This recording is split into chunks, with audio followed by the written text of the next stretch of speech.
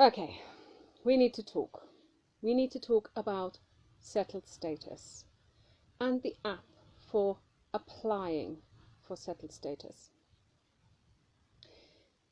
So phase 3 of the settled status trial, where the Home Office is trying out the process of applying for settled status, started on Monday, 7 days ago. And I've been wrestling with myself for ages, trying to decide whether I'm going to be straight in there, apply, get it done, get it over and done with, or whether I maybe should use the Windrush application for indefinite leave to remain.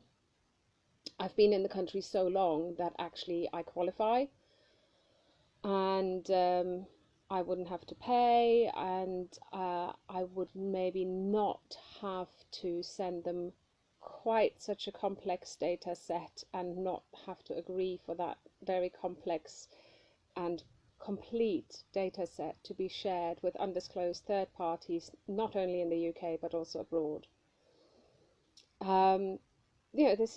I don't know how long they're going to keep this for. I have no assurances. The Home Office is exempt from data protection, so I have no way of knowing how long they keep this information for. Are they going to sell it in 20 years' time? My passport number, my biometrics, my fingerprint? I did it on Monday. I ended up speaking to an immigration lawyer. He thinks that, the Home Office is not likely to sell our data now. Cambridge Analytica? Who would have thought Facebook would be scraping and selling all our data, and what use it would be put to? And we haven't heard the end of that yet. I'm sure of it. So I did it, and then first reports came in from people who have applied. Some where things went smoothly or smoothly enough, and then they get the confirmation email maybe after a day or so. You don't know how long you're going to be left waiting. And the email says you've been granted indefinite leave to remain. You can leave the country for up to 2 years before you lose it, which is fine, not a problem, except it's not what was promised. What was supposed to be the case for settled status is that it's 5 years. But that's not what the paperwork shows. What the paperwork shows is 2 years. It's basically another broken promise by the Home Office. I know we should be used to that. That doesn't make it okay. It's probably an insurance in case there is no withdrawal agreement, because if there is a withdrawal agreement, then it will have to say 5 years. Obviously, Theresa May's promise of scrapping the £65 fee, technically, it's just not possible. The app is built. Payment is an integral part of the app. So they're now going to have to put in place some kind of process of reclaiming, of claiming a refund to claim that money back. We went, £65. I can't afford it, but okay, it's 65 quid. It's not the end of the world. It means my daughter can't go to swimming lessons for 12 weeks. Sorry.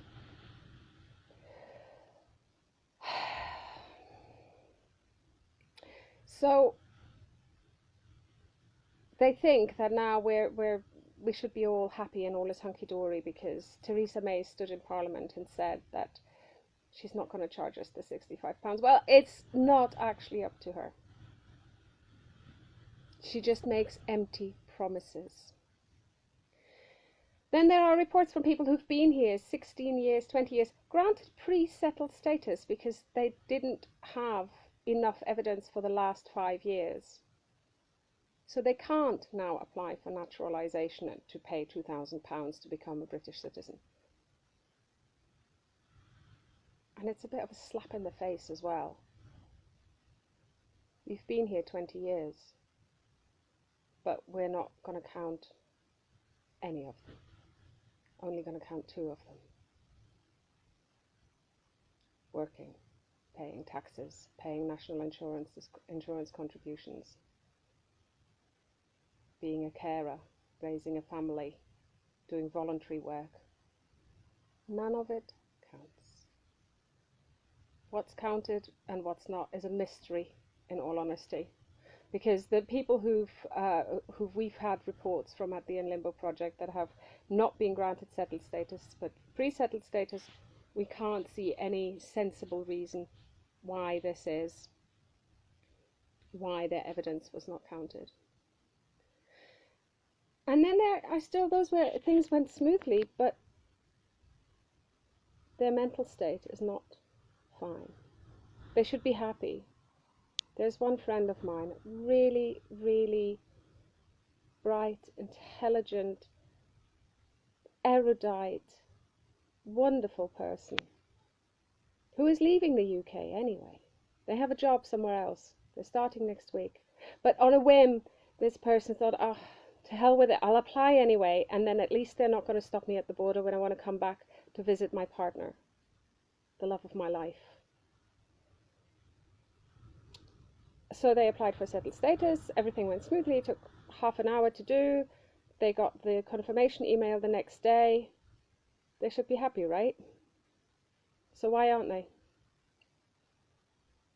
Why are they down in the dumps? Why are they facing an existential crisis? Why are they full of shame for having given in to this government?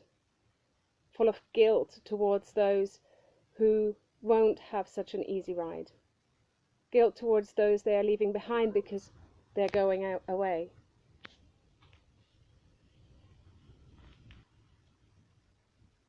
Sorry, I have to pause the video there for a second. Yeah, we're not fine. We're not okay. It's all a bit messed up. And still, I haven't applied for my settled status. And still, I am dithering and I'm trying to pluck up the whatever it's going to take to do it, so that I don't return from the Easter holidays with my 2 British children and get stopped at the border. So this morning I tried to download the app. I've got an Android 7, right?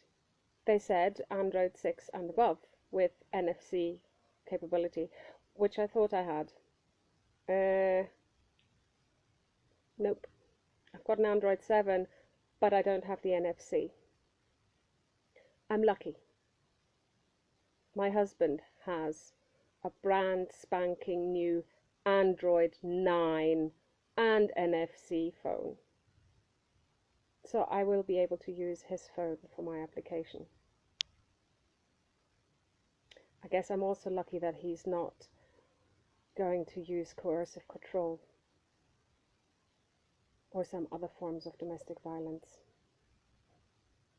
I know I'm privileged. Many others are not so lucky.